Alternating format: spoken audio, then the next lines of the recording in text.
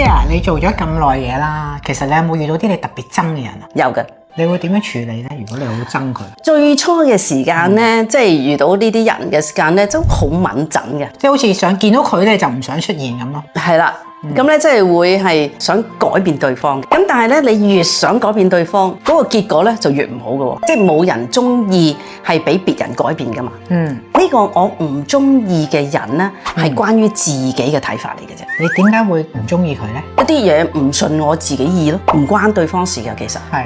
咁咧，但係最初嘅時間咧，發生呢啲問題咧，即係後生啊嘛，沉唔住氣啊嘛，咁咧就好可能咧會同對方爭拗啦，想改變佢啦，咁咧就發現咧，原來咧真係好費力嘅，因為你改變唔到噶嘛，咁咧就會自己內耗啦，仲會產生一啲咧，即係自己產生裏邊一啲嬲怒，咁其實係傷到自己嘅喎。咁我哋應該點處理咧？慢慢咧我就發現，其實改變唔到嘅喎，因為其實都係關於我自己嘅問題嘅喎。第二個階段係點樣咧？我見到呢啲咧，即係我唔中意嘅人係點咧？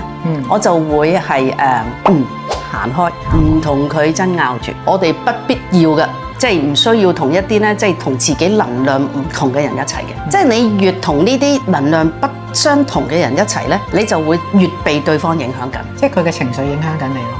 一定會。其實真係最緊要呢樣嘢，我覺得唔好令到自己咁內耗啦。例如嚇，即係或者可以提醒大家嘅嗱。有冇試過咧喺街嘅時間咧遇到咧突然之間嗰度好多人，哇發生爭拗啊！有好多人專登行埋去睇，係啊，仲要影添啊，係嘛？係。其實咧呢啲人咧，你會係處於俾自己處於一個危險狀態。其實我哋講啊，我哋冇必要咧係同一啲爛人同埋爛事喺埋一齊。見到呢啲咁危險嘅狀況咧，應該要立即行開，應該要快啲走。係啦，快啲走，唔好行埋去。因為咧嗰啲爭拗嘅場景咧，一定係好高負能量嘅，係會影響緊我哋嘅頻率咯。你都唔知發生啲咩事，你傷咗於啲乜嘢咧？你必須要見到一啲事喺你自己安全環境之下，你先至好咧去幫忙，因為自身嗰個即係安全係十分重要嘅。明白。